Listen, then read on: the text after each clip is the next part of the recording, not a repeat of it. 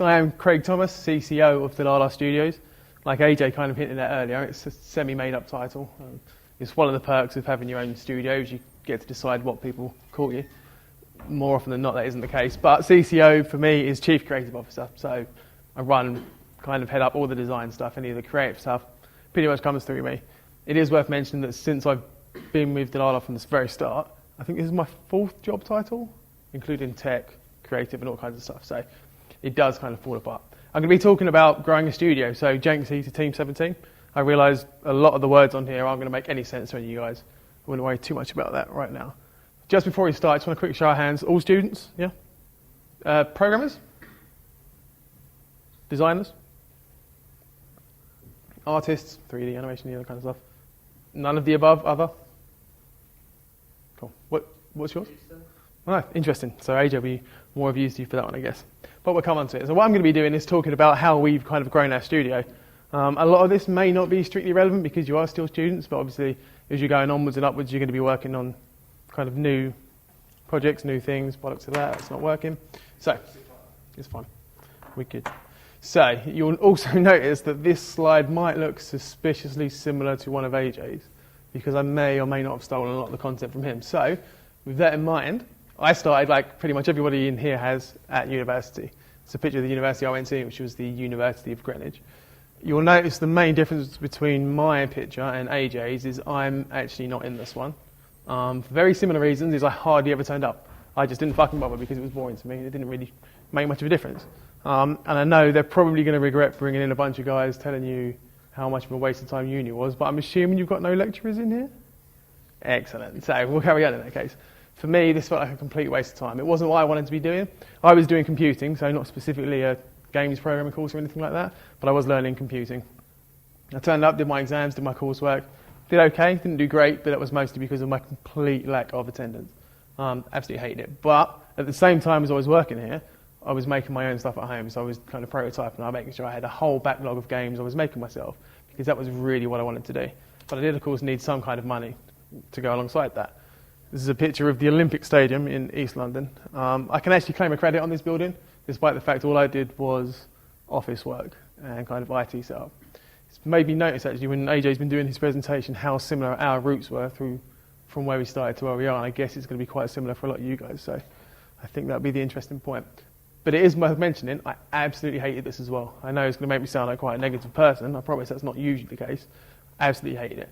The first chance I got to jump ship, look at that, exactly the same slide, was at Jagex. I got interviewed at this place. I went down there for a 2-day interview, which again was quite a scary process. They took us through some coding tests and all sort of stuff. And then they offered me the job, in the exact same position as AJ, this game content developer role. So I turned up and they said, yeah, you've got the job, we need you to move to Cambridge.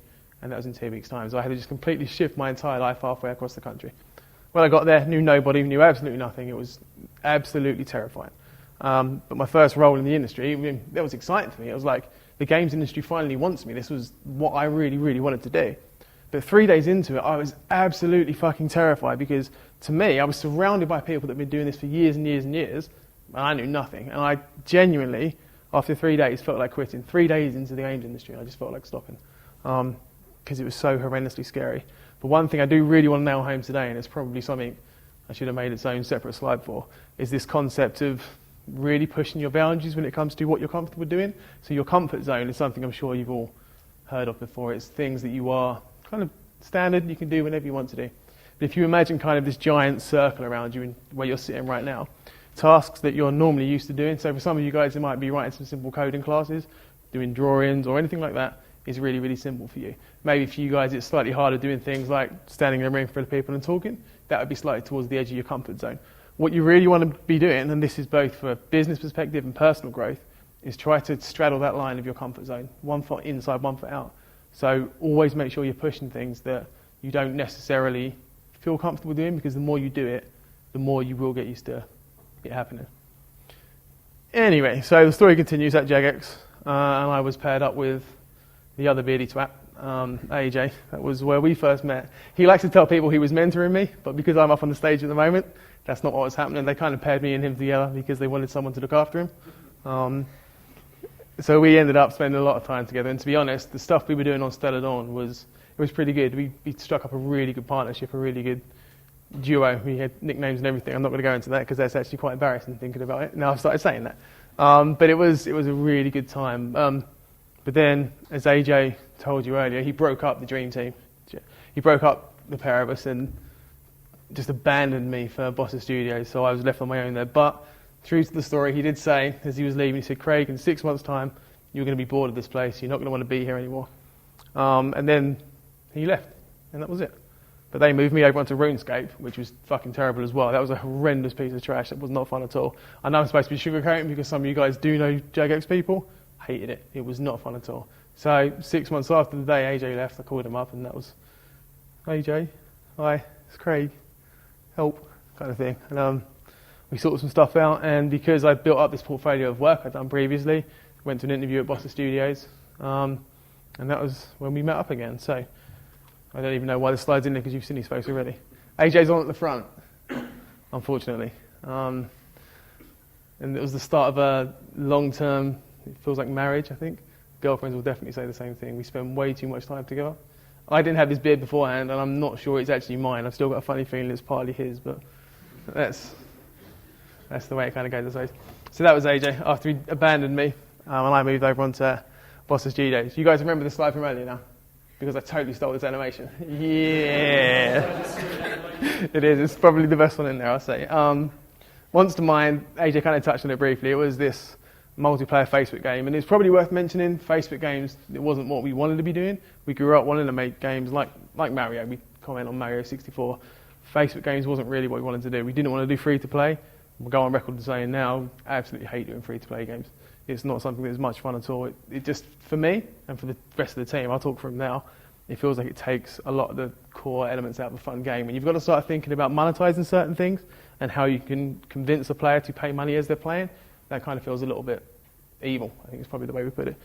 Having said that, Monster Mine was a complete blast to work on. We absolutely loved it. It was a city builder, as you guys kind of know now, building cities, setting up defences like a tower defence game, but it was real time, so we could build our own cities and then send these awesome 60s kind of style monsters. So there was the giant King Kong, we had giant lizards, UFOs.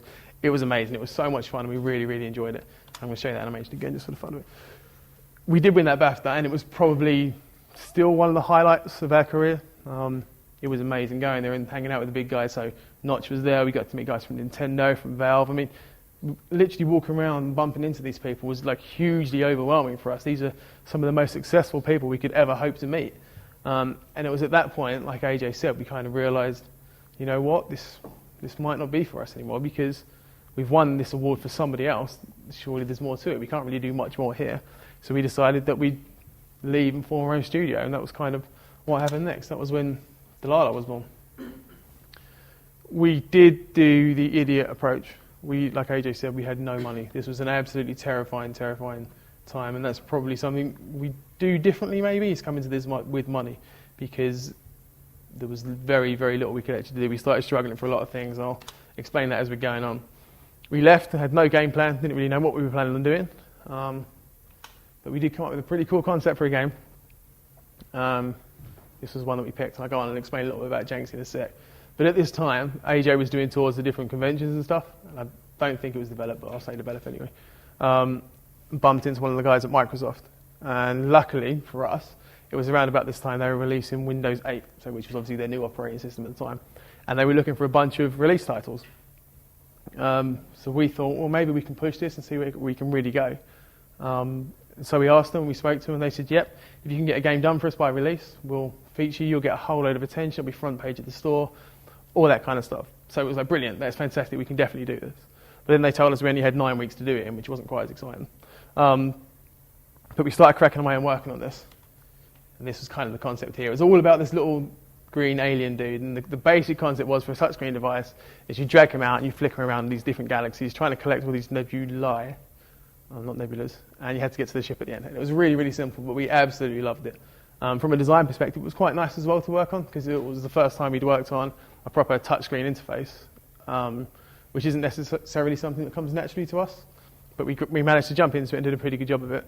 But we realised that there was no way we'd be able to do this in 9 weeks on our own. We just couldn't. So we put out feelers on different social media networks, so Twitter and Facebook, asking if anybody wanted to jump in. jump in and help us out. And that was when Chris came along. So Chris was, at the time, a fresh graduate. This is him at the Developer Awards. I'm definitely going to regret using that picture because those eyes are definitely burning into me right now.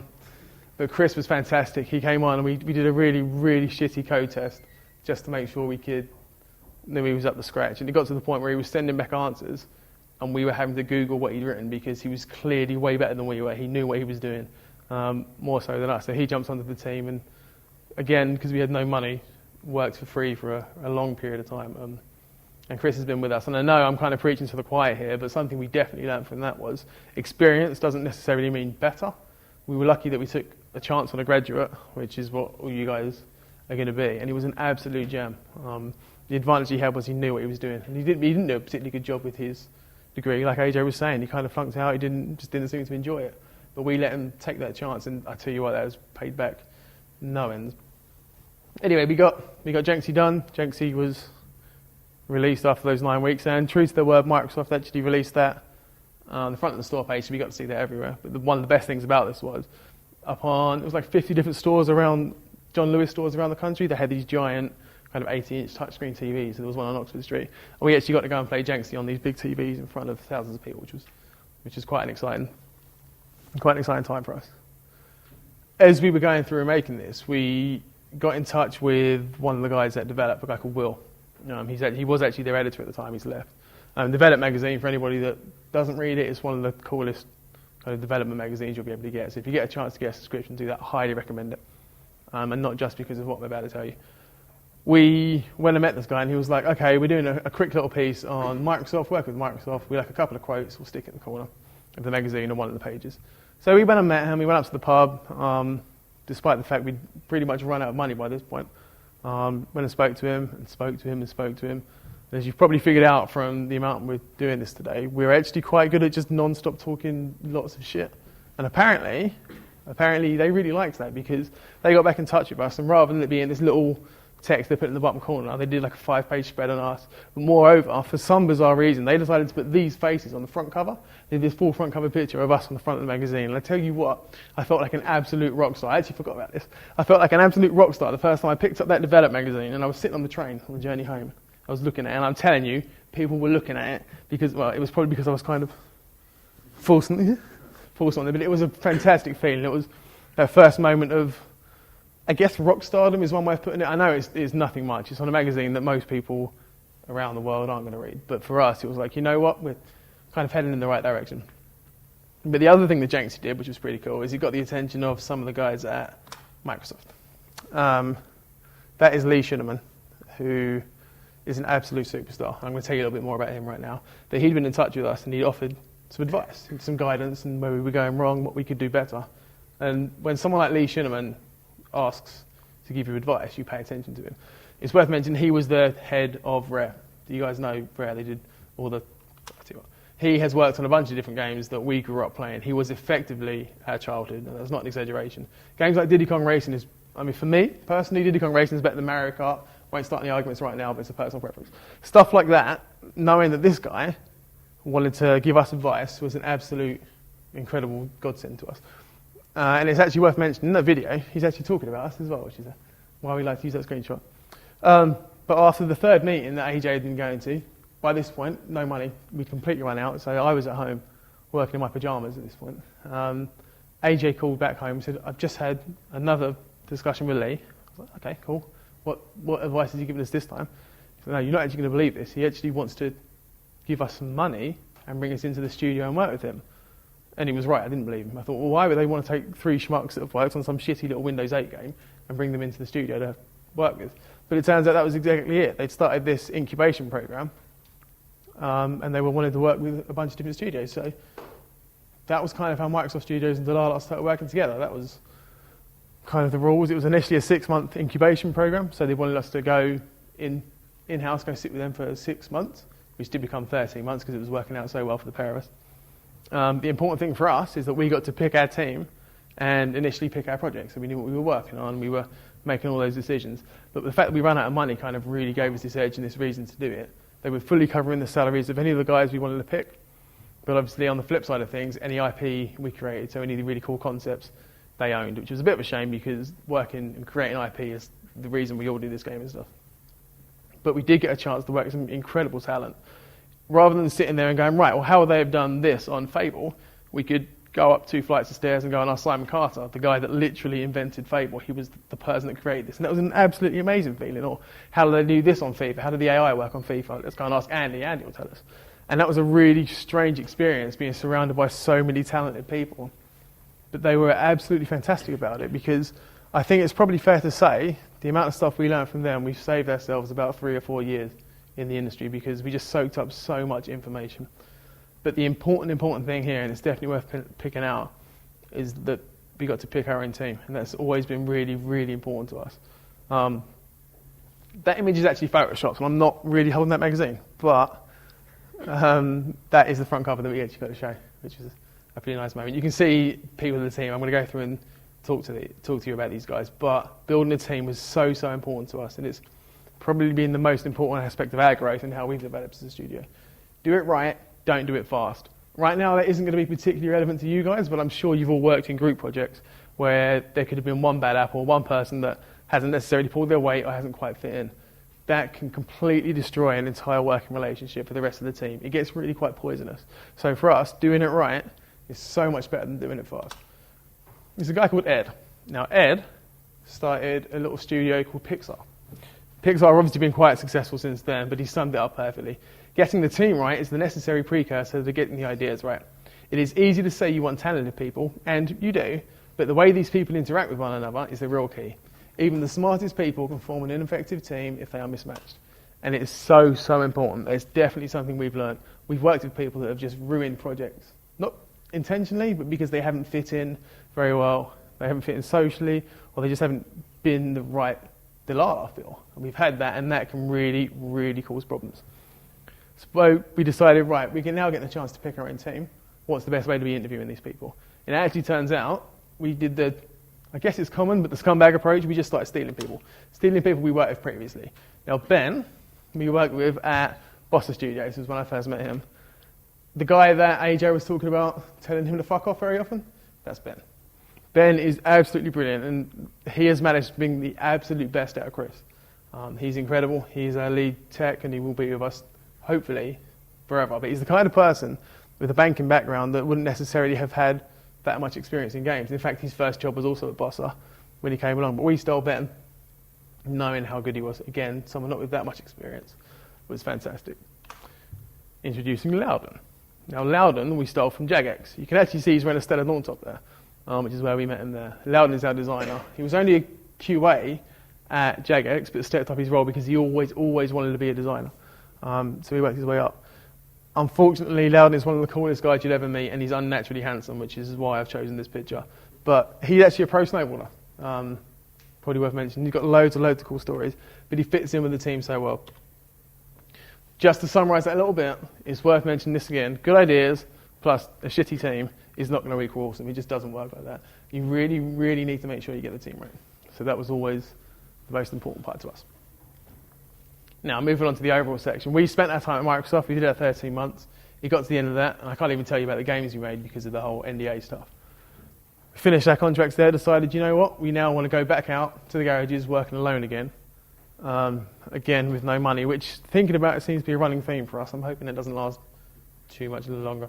But we decided we wanted to make a game for us at this point. We'd spent a lot of time playing games like Worms, Armageddon, towards the end of our contracts. We absolutely love the Worms games. It sounds like a sales pitch, but I promise you that's true. So we really wanted to make a game that was something that we wanted to absolutely love to play.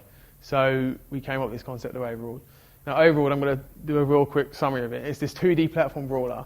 So you're going to be running around fighting your mates, but the rules and the objectives are constantly changing. And I'm sure, with the exception of a couple of people in here, you guys haven't played it. But has anybody played the card game Flux? Damn it, I thought we could get away with claiming it as our own then.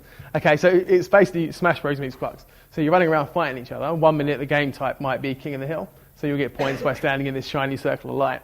But somebody might play a card to change it to Swag Bag, which is an oddball game type. So the person holding the bag and running away with it is then getting points. But slightly more to that, you can also play cards to change things like points values. So I could grab hold of the bag and set a time they'll get in 10 points a second. I could kill AJ and then set it so it takes 10 seconds for him to respawn. So every game feels different. It's fast, it's frantic, and we really, really love it. You can kind of see it from the screenshots here. These are now slightly old screenshots, and it doesn't do it as much justice, but that's overall running on PC at the moment. So we started working on overall. We first came up with the concept pretty much the week after we left Microsoft. Put together a quick 2-page design doc and gave it to our tech guys. And our tech guys ran with that for like 5 days and then put together a really, really horrible looking prototype that AJ kind of showed earlier, one of his screenshots. But it was so much fun. We spent an entire weekend just playing this crappy prototype. But we absolutely loved it. And that was when we kind of realised, you know what, we're kind of onto something here. So after 9 weeks of working pretty solidly on it, we took it to Res. And Res was the first time we showed this to, well, pretty much anybody outside of us lot. And it was absolutely terrifying because it's like showing your baby to the world and then worrying that people are going to say, holy crap, you've got one ugly kid there. And that is genuinely how it felt. Every time someone would come up and sit down and play the game, you'd worry that they would absolutely hate it. But for some reason, people seem to enjoy it, which is a really nice thing. Does Chris look photoshopped there? Does he look like he's actually there? That's odd. That's odd. I hadn't noticed that. But it was a really cool experience because we had families coming back and playing over and over and over again, and they sit down, and we had this one family. I'm not going to name names because I don't think they'd want me to. But we had this brother and a sister, and this dad and the mum were standing behind them watching, and the mum refused to play. She just would not play because I don't play games. It's not my kind of thing. But after 2 or 3 games of the kids playing, she sat down and joined in, and then they must have stayed there for a good hour and a half or so just playing the game, and it just felt really, really cool because that was my family when I was younger. That's exactly how it felt, and it was so much fun seeing other people doing that. But you can kind of see, this is us, the picture at the bottom. There are more beards than not, which is definitely a good thing. The 2 extra people you got there at the front is Grant, is the other dude with glasses. He's an artist that AJ knew, so that's where, I mean, you're in a band together, is that right, dude? So Grant did all the artwork, and this one here, who looks suspiciously like me, is my younger brother, and he did all the music and sounds, and voice, kind of script and stuff, so I'm sure some people in here can tell you. Do you want to just give a quick wave to know him, Tom? Tom, do you guys know Tom? He's actually one of the voices in the game, and I'm sure he won't shut up too much about that. So Tom's in that. So that was overall at Res, and it was brilliant because showing everybody was fantastic. But we'd gotten to this point where we needed to know what to do with it a little bit more because it was 7 guys making a game by this point, but we didn't really know which direction we were heading in. But luckily, we started talking to some guys at Team 17, and they started giving us some really, really good advice on what we should be doing with the game, where we could be taking it. And one thing led to another, and they actually ended up offering so much advice that they kind of fell in love with the game. These guys know what they're doing, making so many multiplayer games, right? We might have grown up playing Mario Kart, Diddy Kong Racing, stuff like that, but these guys created the Worm series, which was the exact same feeling we got. We've sat down in rooms, we've been shouting and swearing at each other and playing Worms, and that's the same feeling we got. We're trying to destroy friendships and families with overall, and they seem to understand that, which is quite nice. So because of that, they kind of stepped in. Yeah, so they need another animation. And they've actually been publishing us. So we've been working really closely with Team 17, and they've helped bring it to Steam Early Access. Hint, hint, that's where it is now if you guys want to check it out. I highly recommend it, obviously. But they've been really, really good. We've been bouncing back and forth with them. They've been giving us any guidance we need, and it's that kind of mentoring relationship that I think everybody really needs. So that might even be a good piece of advice to lean on. If you can find yourself a good mentor, whether it be directly in the industry or not, it's worth hanging on to because they will really, really help. One final plug, Xbox One, PS4. We're also doing this later on. It'll be kind of March, April time. So by all means, early access now, Xbox One, PS4, also next year. That'd be great. Okay, so I think I've actually run a little bit shorter time, which is good. A few final bits of advice that I really want to pull out is make sure, push your comfort zones. It's really, really important. This, for me, is probably the most important thing that I've ever really taken on board. And I'm sure I'm not the first person to come up with the concept of it, but really make sure you're pushing these comfort zones because that's how you will grow as a person. Genuinely, that will help. Trust your instincts. AJ mentioned this earlier on. We've pretty much always guided ourselves based on things that we believe and we trust. There have been a couple of times where we've ignored our instincts, and it's always proved wrong. We fucked up a couple of times because of it. It is really important to listen to yourself. You know yourself better than anybody else. Just trust your gut. Make your own luck. Now, a couple of times I mentioned this. A lot of people hear these stories that we've been doing the way they've gone, and they'll often say, well, the thing is, Craig, you guys have just gotten lucky. This is where this luck has come from. It just happens. How can you encourage other people to do this when a lot of this has come down to luck? It's true, we've been pretty lucky, but we've made our own luck. It's not like getting on the front cover of Develop was pure luck. We only did that because we were really putting ourselves out there, really making sure we were going, talking to all these different journalists, because you never know when it might work. Will was, luckily enough, the guy that sorted it out for us. There are hundreds of other journalists we've spoken to that haven't done that for us. Make your own luck, you really, really can. It won't necessarily fall into your lap, but you can move yourself around when it does. People, people, people. I know I mentioned the team, and I've mentioned it over and over again. We wouldn't be where we are now without the team. It's really, really important to surround yourself with people that you're going to love working with, you're going to want to work with. I mean, it's a common theme you'll hear from anybody that's happy at any studio. If you're with people you don't want to be with, then the chances are these people aren't going to be happy either. These are potentially people you're going to end up crunching with, working 20-hour days with. I mean, hopefully you won't have to do too much of that. It's a little bit shit when it happens. But these are people that you're going to want to spend so much time in a room. Me and AJ have had countless arguments. We will be able to stand and shout and swear at each other. And that's it. It gets left. It's done. We can then fix and move on because we trust each other. And the same thing applies to the rest of our team. If somebody thinks AJ's been a complete dickhead, they'll tell him. If somebody thinks I've been a complete dickhead, they'll tell me. It's really important to have that trust in people that you want to be around. Finally, always moving forwards. It kind of all moves into this similar kind of thing. There's no point staying stale and stagnating. If I hadn't want to do that, I'd probably still be at Jagex or still working on building sites or anything like that. Moving forwards is the key, most important thing. Just make sure you're always doing it. And that is pretty much me. Thank you very much. You're welcome.